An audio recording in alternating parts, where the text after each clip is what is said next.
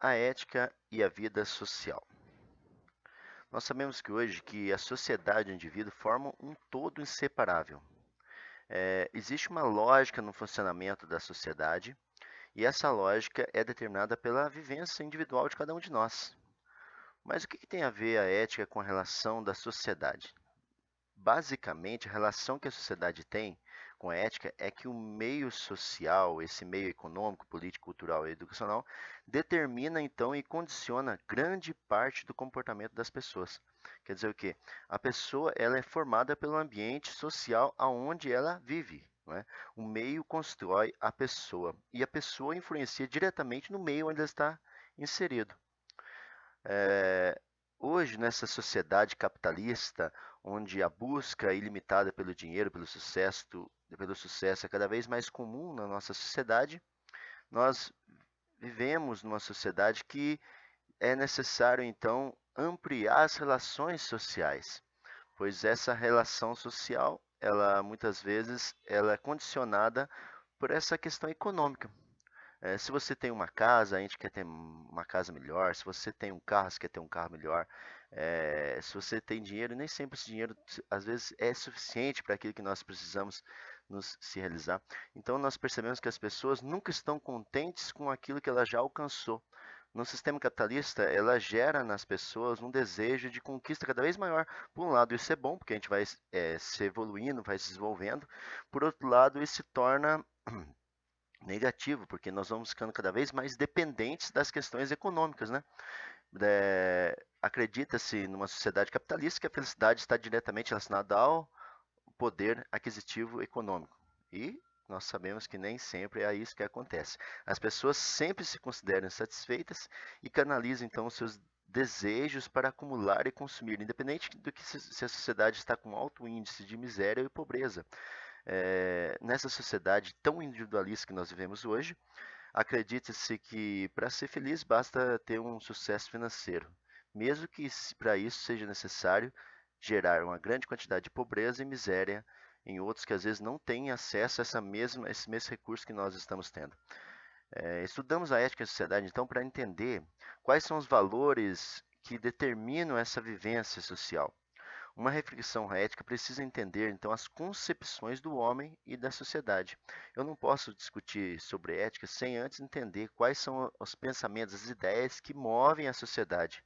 Por isso, nós podemos dizer que a ética ela é filosófica, porque ela trabalha com pensamento, mas também ela é sociológica, porque trabalha com pessoas e suas relações.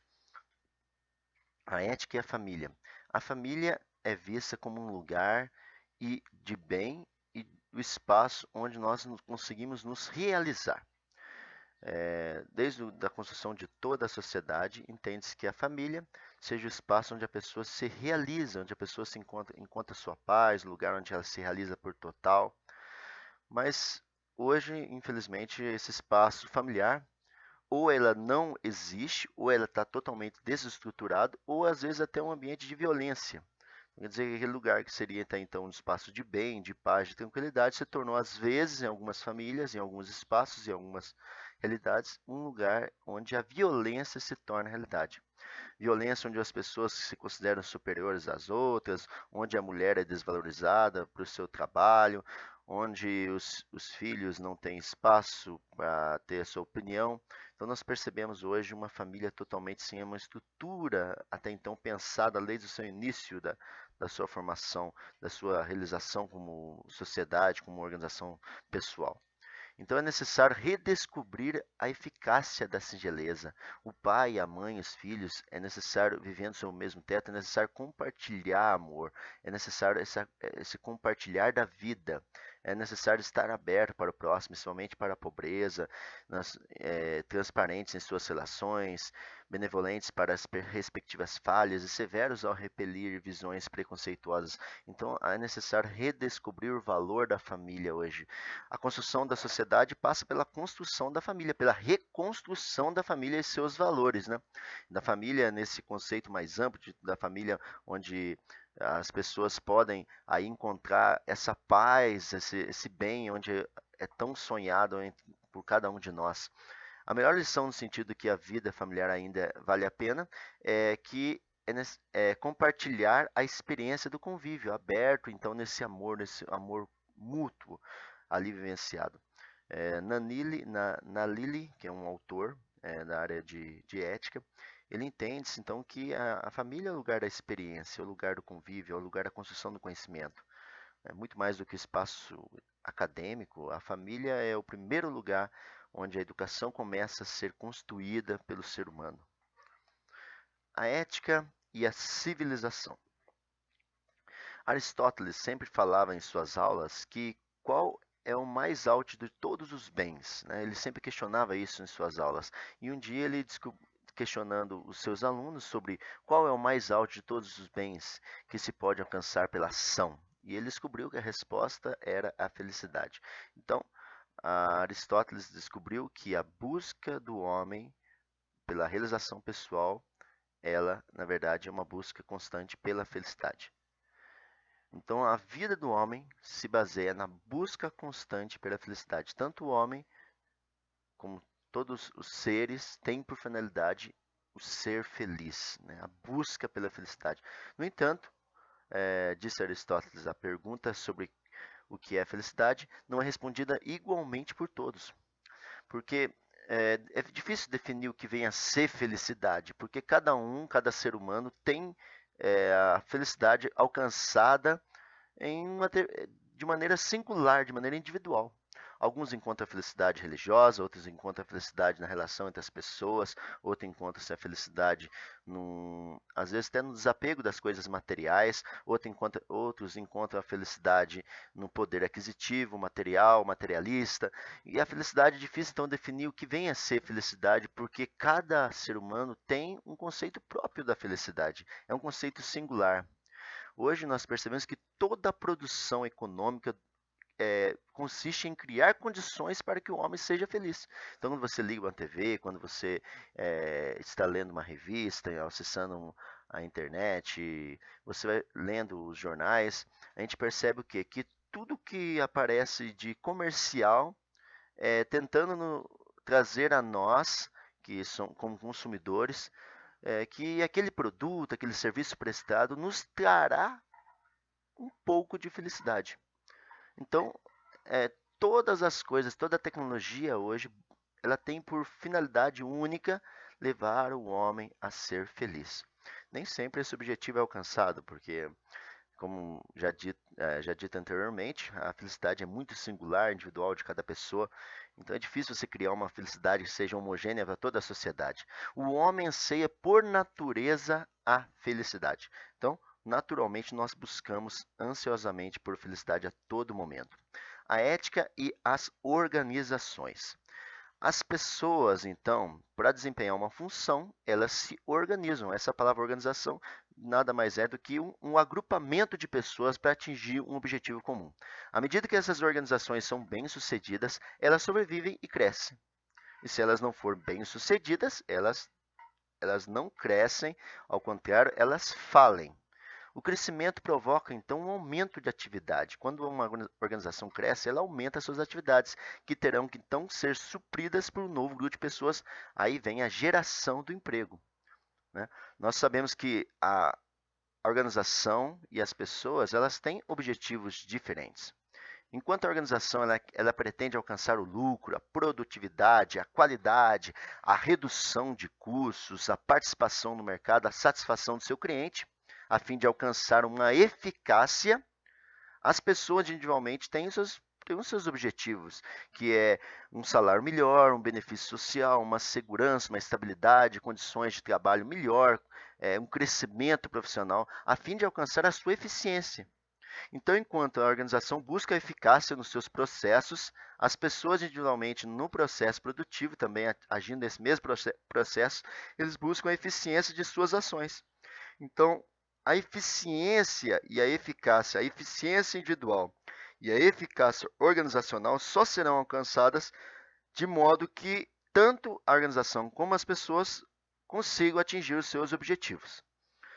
Às vezes nós percebemos que algumas organizações têm sido eficazes nos seus processos, porque alcança lucro, produtividade, qualidade de vida, mas as pessoas individualmente não se encontram realizadas, por isso elas não são eficientes. Então, é preciso que as organizações entendam que para se chegar à eficácia da organização, é necessário possibilitar que as pessoas tenham eficiência em suas ações. E a eficiência individual das pessoas que promove essa eficácia organizacional depende de qualidade de vida no trabalho, de salário melhor, de segurança, condições adequadas de trabalho. Então, são vários fatores que levam as pessoas a atingir a sua eficiência, elas serem eficientes e, assim, colaborar com a empresa para que elas também alcancem a sua eficácia. Não é? Então, a eficiência individual, ela promove a eficácia. Né? Nós percebemos que às vezes as empresas buscam a eficácia, mas não se preocupam com a eficiência individual das pessoas. E isso faz com que ela também não alcance os seus objetivos. Quer dizer o quê? Sem eficiência não há eficácia empresarial. O indivíduo e a organização nem sempre é um relacionamento cooperativo e satisfatório. Muitas vezes essa relação é muito tensa. Então, cabe à gestão empresarial buscar um melhor meio de interação entre essas duas partes. A gente fala sobre o princípio da reciprocidade. O que é isso? A pessoa colabora com a empresa para que ela alcance os objetivos e assim alcance a sua eficácia, e a empresa colabora, ela possibilita meios para que o indivíduo se realize como pessoa e assim seja eficiente. Então, essa relação recíproca, uma troca de benefícios, possibilita o crescimento, o sucesso profissional. Então, o sucesso organizacional depende desse princípio da reciprocidade. Nós falamos que há um intercâmbio entre as pessoas e a organização. As pessoas contribuem com o seu trabalho, com suas capacidades, com suas qualidades para a organização, e a organização assim incentiva as pessoas através de qualidade de vida, oportunidade, benefícios para que as pessoas também possam assim contribuir cada vez mais. Então, é um ciclo. A empresa contribui com as pessoas e as pessoas contribuem com as empresas. A empresa incentiva as pessoas e as pessoas contribuem com as empresas. E esse equilíbrio dessa relação entre a organização e as pessoas gera o que a gente fala de clima organizacional. Não é? Esse clima depende dessa relação de intercâmbio da empresa com as pessoas. A ética profissional. A ética profissional é a parte da ética que ensina o homem a agir em sua profissão, tendo em vista os princípios da moral. Lembra que a moral trabalha com valores, então a ética profissional ela se baseia no valor das pessoas, sim, mas no valor que as pessoas têm em desempenhar a sua profissão. A ética e o mercado de trabalho. Nós percebemos hoje que o mercado se torna cada vez mais competitivo. E essa competitividade empresarial no mercado, ela não é apenas essa competição de produto e serviço, mas a competição hoje no mercado também é uma competição por capital intelectual, quer dizer, por pessoas eficientes em seus trabalhos, pessoas que sejam capazes de transformar um ambiente de trabalho. Então, o que valoriza muito, o que o mercado tem valorizado muito hoje são pessoas éticas. As pessoas éticas são pessoas de alto valor capital, de capital intelectual. Quer dizer, pessoas que têm um valor econômico para a empresa. A gente fala de capital intelectual, a gente fala de um valor econômico que as ideias, que os pensamentos, que as atitudes têm. Quer dizer, a ética, a postura ética da pessoa tem um valor econômico no mercado. A ética e o ambiente de trabalho. Já ouvimos falar algumas pessoas nascem para mandar e outras para obedecer. Essa ideia é baseada nos pensamentos de Aristóteles, que ele dizia assim: uns são livres, outros são escravos por natureza. Acreditava-se então que a escravidão era uma coisa natural, que algumas pessoas nasciam para mandar e outras para obedecer. Algumas pessoas nasciam para ser pobres e outras serem ricas, que umas pessoas nasciam para ser privilegiadas e outras desfavorecidas. Então, na época de Aristóteles, haveria uma aceitabilidade normal da escravidão, porque as pessoas aceitavam, porque ela acreditava que ela já estava predeterminada, ela já tinha predestinada a ser aquilo que ela nasceu para ser. No caso, se ela nasceu uma família escrava, ela seria escrava, se nasceu uma família burguesa, ela seria um burguês. Né? Mas isso nós sabemos que não é verdade, as pessoas podem ter oportunidade de transformar a relação, transformar a sua situação social de maneira extraordinária, né? Nós sabemos que ninguém está predeterminado a ser nada, nós podemos construir a nossa história, o nosso futuro. Mas, infelizmente, hoje nós percebemos que as pessoas ainda pensam dessa forma, né? Muitos acham que o colaborador, aquele chão de fábrica, aquela pessoa que às vezes não tem oportunidade de educação, ela nasceu para ser aquilo. Não, nós não podemos imaginar assim. As pessoas têm valor, elas podem dar mais, elas podem ir mais longe. Muitos poderiam até afirmar que uma pessoa foi predestinada a ter aquela realidade social, mas nós sabemos que isso não é verdade, que as pessoas podem ser melhores do que elas são hoje. Todos nós temos a possibilidade de transformar a nossa vida sempre por melhor. Né? Outra realidade hoje no mundo do trabalho que nós percebemos é a ditadura do desemprego, muito mais forte agora nesses últimos anos agora no Brasil. Eu estava essa semana lendo uma reportagem falando que o aumento do desemprego é cada vez mais constante. Então, esse aumento do desemprego faz também que, às vezes, haja uma violência dentro da empresa em relação às pessoas, porque as pessoas se submetem a qualquer tipo de trabalho. Diante da realidade de falta de emprego no mercado, as pessoas às vezes acabam se submetendo a qualquer tipo de trabalho e às vezes estão até exploradas no ambiente de trabalho, como uma forma de violência ao ser humano, né? Sem direito trabalhista, sem benefícios sociais. Então as pessoas se submetem a qualquer emprego hoje por receio de ficarem desempregadas. É uma violência às pessoas. E uma outra violência que às vezes percebemos é a escolha da profissão, né? Eu leciono às vezes também para adolescente e eu falo que cada um deles tem que ser aquilo que eles sempre sonharem ser, né? Nós temos que trabalhar naquilo que nós nos sentimos bem e realizados, independente de qual profissão seja. Eu não posso falar que uma profissão mais simples, como na construção civil, por exemplo, uma pessoa que trabalha lá como servente, uma pessoa que trabalha como uma pessoa que limpa as ruas da cidade, eu não posso falar que aquele serviço é de menor valor social. Não. Aquele serviço também é importante para a sociedade. E às vezes tem pessoas que estão nesse serviço simples, estão mais bem realizadas pessoalmente do que as pessoas, às vezes, que estão na alta direção de uma empresa, de uma grande empresa internacional, né? Como a gente discutia anteriormente sobre a felicidade é singular, né? Eu não posso falar que uma profissão traz a felicidade. O que traz a felicidade, gente, não necessariamente é a profissão, mas o que traz felicidade é você fazer aquilo que você gosta.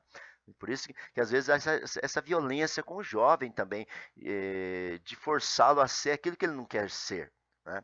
Pensa bem, um jovem que nasceu numa família muito valorizada, uma família onde todos os tios, todos os familiares são doutores, ele se sente forçado a ser doutor, mas às vezes ele não quer ser doutor, às vezes aquilo não traz felicidade para ele. Ele tem que ter liberdade para escolher o seu futuro. E às vezes o mercado nos força a tomar algumas posturas que não realizam os nossos sonhos. Eu acho que, em primeiro lugar, a gente tem que lutar pelos nossos sonhos, né? Sem se preocupar, né, primeiramente com o mercado, porque todo mundo que faz bem o que gosta é bem remunerado, independente do serviço da profissão que realiza. Eu conheço pessoas que têm trabalhos muito simples e são bem remunerados porque fazem aquilo com amor. E eu conheço pessoas que têm profissões muito elaboradas, muito complexas, de alto nível acadêmico, que não necessariamente é bem valorizada economicamente porque não fazem aquilo que gostam. O segredo está em fazer aquilo que a gente gosta. Tudo que é feito com amor é valorizado. Tudo que é feito com amor gera felicidade. Então, vale destacar que o ambiente de trabalho é um local de muitos conflitos, diferentes interesses. Por isso, o conhecimento da ética é essencial, conhecer a ética dentro do ambiente de trabalho. As relações pessoais no ambiente de trabalho, as relações das pessoas no ambiente de trabalho. A ética no trabalho orienta não apenas o teor das decisões, o que eu devo fazer, mas também como eu devo fazer. Então a ética ela não só me orienta o que eu devo fazer, mas também a maneira que eu devo fazer aquilo. Então a adoção de princípios éticos e comportamentais reflete no tipo de organização da qual fazemos parte e o tipo de pessoa que somos. Para que seja ético no trabalho, é preciso, antes de tudo, ser honesto em qualquer situação, nunca fazer algo que não possa assumir em público. Quer dizer o quê? Nós temos que agir dentro do nosso ambiente de trabalho com os valores que nós já trazemos no ambiente de trabalho. Às vezes tem pessoas que têm uma vida dupla, né? Às vezes no ambiente de trabalho é uma pessoa correta, uma pessoa honesta, mas na sociedade não é uma pessoa correta e honesta. Então, para a empresa, esse é um risco, porque uma hora ou outra essa pessoa pode agir da mesma forma que ela age fora da empresa. Então, o ideal seria que dentro da empresa fosse apenas um espaço onde expressaríamos aquilo que na verdade nós somos, não é? E aquilo que é expressado dentro da organização é aquilo que realmente nós somos, deveria ser realmente aquilo que nós somos, né? Não como uma máscara de uma outra personalidade, uma dupla personalidade. Não, nós temos que agir dentro da empresa aquilo trazendo conosco na empresa os nossos valores e a empresa ganha com os nossos valores. Se esses valores forem valores de benéficos para a sociedade, né? É preciso ouvir mais as pessoas, é preciso ter facilidade de trabalho em equipe. Quantos de nós já passamos por processos seletivos onde sempre questionou sobre a facilidade de trabalho em equipe, né? Dentro de uma organização que é um agrupamento de pessoas, o trabalho de equipe é o principal. Às vezes a pessoa é um excelente colaborador, tem uma facilidade grande, tem uma competência intelectual muito grande, mas tem dificuldade de trabalho em equipe. O que a empresa prefere? Um cara muito conceituado, com dificuldade de trabalho em equipe, uma pessoa com menor conceito acadêmico, mas com grande facilidade de gerir pessoas, né? Então o segredo está na gestão das pessoas, né? Às vezes nem sempre a pessoa que é bem intelectualmente tem uma facilidade de trabalhar em equipe. E hoje a organização valoriza mais as pessoas que têm facilidade de trabalhar em grupo, né? Muitas vezes percebemos que no ambiente de trabalho tem pessoas que carregam elogios, carregam benefícios, mas que na verdade não pertencem a elas, principalmente gestores, né? Quantos gestores já foram elogiados pelo trabalho exercido, mas não valorizam o grupo de trabalho ao qual ele gere, né? E isso é ser antiético. Nós temos que valorizar as pessoas que trabalham conosco, destacar o nome das pessoas. Uma coisa interessante, você que é gestor, utilize o nome das pessoas, trata as pessoas pelo nome, trata a pessoa pelo, dá a ela uma dignidade, aquilo que ela realmente é, valoriza a pessoa como ser humano, né? Porque a pessoa, quando ela é valorizada, ela se sente importante, ela é mais produtiva. Uma outra coisa que é muito valorizada nas relações no ambiente empresarial é a questão da pontualidade, né? Hoje sabemos que muitas empresas ela, ela mede a confiabilidade das pessoas pela pontualidade que ela tem, cumprimento do horário, das suas responsabilidades. E isso às vezes tem pessoas que têm grande dificuldade de ser pontuais. Nunca critique seus colegas de trabalho ou culpe pelas costas, né? Porque nós sabemos, quando nós falamos mal de outra pessoa, nós falamos mais de nós mesmos do que das outras pessoas. Quem fala mal de alguém, ela fala mais do que ela é do que da pessoa que ela está falando. Porque se a pessoa está falando mal de alguém, ela está demonstrando para aquela pessoa que está ouvindo-a, né, ela está mostrando aquilo que ela realmente é, uma pessoa que às vezes não é de confiança, uma pessoa que é crítica, uma pessoa que fala mal das pessoas pelas costas. Se tiver que criticar alguém, se tiver que chamar a atenção de um colaborador, se tiver que chamar a atenção de alguém do grupo de trabalho, faça particularmente, chame ele num canto, chame ele no escritório e converse com ele. Respeite a sua privacidade, né? Porque pode ser que às vezes ele está passando por uma dificuldade. Às vezes a pessoa que era produtiva deixou de ser produtiva no ambiente de trabalho, não porque ela está insatisfeito com o trabalho ou insatisfeito com a empresa.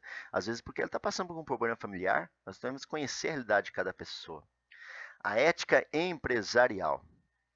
Enquanto a ética profissional está voltada para a profissão, a ética empresarial está voltada para as empresas, para a organização no geral. Podemos definir então que a ética empresarial ou ética organizacional, ela é como um comportamento regido por padrões claros, que corresponde à postura real dos dirigentes de uma organização. Quer dizer o quê? Podemos definir que a ética empresarial nada mais é que o comportamento da empresa frente à sociedade. Ou seja, a ética empresarial é a cultura ou a filosofia da organização. É aquilo que ela realmente ela tem, os valores da empresa é que determina qual que é a ética daquela empresa, né? Quais são os valores daquela empresa frente à sociedade? Algumas empresas têm apenas os valores aparentes, né? Ela quer ter, tem, por exemplo, na área do meio ambiente, tem empresas que falam que ela é sustentável, mas não é sustentável. Então, alguns valores dela são valores apenas aparentes, não são valores efetivos que ela realmente possui. Às vezes ela é ética apenas porque acredita que ser ética é bom para os seus negócios. Mas ela deve ser, na verdade, ética porque ela acredita que a ética transforma a sociedade. Então a ética tem que ser um fundamento empresarial, a base das ações empresariais. E essa ética empresarial tem que ser verdadeira, não pode ser uma ética mascarada, uma ética mascarada porque o consumidor lá percebe, o mercado percebe quando a empresa é ética ou não. né? Concluindo, nós podemos dizer que no ambiente atual, as questões éticas são essenciais para a vivência das empresas. A ética empresarial no Brasil, é difícil falar de ética no Brasil, diante de tanta corrupção, de tanta dificuldade nas relações entre as pessoas, mas assim como em todo mundo, os problemas éticos no Brasil são comuns, nem precisa falar que é comum, porque isso é mais do que comum no Brasil. No Brasil, a partir da década de 1990, foi que começou a se preocupar um pouco com ética empresarial, mas hoje nós vivemos numa era da ética. Diante dessa crise de ética no país, dessa crise de corrupção no país, a ética vem ser um meio que o Brasil tem para construir uma nova sociedade. Então é essencial para as empresas brasileiras investir em ética, ou seja, o Brasil só vai conseguir vencer, só vai conseguir superar todas as suas dificuldades econômicas a partir do momento que ela partir de posturas éticas, né? Aí no final agora da nossa revisão, a gente vai falar um pouco sobre um artigo que eu trouxe para vocês falando sobre a pressão afetando a criatividade, né? De acordo com os estudos que foi realizado em vários lugares do Brasil, percebeu-se que a pressão no trabalho afeta a criatividade. Pessoas pressionadas, elas têm dificuldades em desenvolver estratégias criativas no ambiente de trabalho. Quer dizer, a pessoa quando se sente pressionada, ela tem dificuldade de expressar a sua criatividade. Então é necessário que as lideranças elas têm uma certa sensibilidade para identificar qual que é o nível de tolerância de cada pessoa. Então as pessoas até podem ser pressionadas, mas elas têm que ser pressionadas em cima da sua capacidade de suporte de pressão. Nem todo mundo suporta a pressão no mesmo nível, não é? Então nós podemos destacar alguns tipos de pressão. Primeiro, a pressão do tempo, onde as pessoas no ambiente de trabalho acham que não tem tempo e aquela correria do trabalho, aquela pressão para que elas executem a tarefa num curto espaço de tempo, uma sobrecarga de trabalho, e isso prejudica a qualidade de vida das pessoas, né? A pessoa tem esforço extra, a pessoa gera estresse, muitas pessoas até entram em depressão por essa pressão do tempo. Outro tipo de pressão é a pressão própria da pessoa, a autocobrança, a autoexigência elevada, quer dizer, a pessoa se cobra muito. É uma pressão psicológica, a pessoa acha que tem que dar mais, que dar mais. Ela vê os seus colegas evoluindo, ela não está conseguindo evoluir na mesma velocidade, então ela tem receio, às vezes, de ser punida pelo chefe. Então ela se tem uma cobrança exagerada de si mesma, né? A pessoa que ela não se realiza, ela tem uma autoestima baixa, né? Que é até contraditório falar uma autoestima baixa, mas as pessoas têm uma estima muito baixa e isso faz com que ela não alcance essa criatividade no ambiente de trabalho. Outra pressão é a pressão da família e dos amigos, porque trabalhamos mais e assim nos ficamos mais ausentes das relações sociais, né? E não, é difícil fazer essa relação, né? Porque o pai precisa trabalhar mais para sustentar a família e ao mesmo tempo ele é cobrado em casa porque não permanece, não é presente na educação dos filhos. Então essa pressão também da família, dos amigos pela ausência é uma pressão muito perceptível hoje na realidade empresarial. Outra pressão é a pressão por resultados, atingir a meta do mês, atingir aquela quantidade de produção, atingir os indicadores. Isso gera na pessoa um estresse extremo, né? Trabalhando com resultados. É melhor trabalhar por objetivos, né? É melhor trabalhar por objetivos do que por resultados matemáticos, né? Ela não tem que produzir uma quantidade X, ela tem que produzir cada vez mais e melhor qualidade. Não necessariamente um valor X que às vezes é inalcançável. Às vezes nós percebemos que as metas empresariais são inalcançáveis, né? E isso gera um certo estresse e pressão nas pessoas.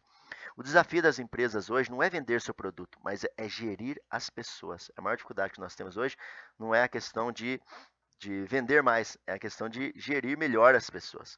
Uma forma de fazer isso seria então oferecer para as pessoas benefícios. É claro que não basta o benefício. A gente viu nos slides anteriores que a empresa precisa ajudar as pessoas e as pessoas precisam ajudar a empresa. Então, para manter esse equilíbrio de relação, para manter esse equilíbrio e melhoria no clima dessa organização, é necessário que a empresa, sim, ela favoreça as pessoas para que elas possam alcançar a sua eficiência e assim a empresa alcançar a sua eficácia. Mas não se esquecer que o mais importante é gerar qualidade de vida para que assim as pessoas se tornem criativas e produtivas. Muito obrigado, pessoal. Por esse semestre a gente permaneceu junto. Bons estudos. Até uma nova oportunidade. Abraço!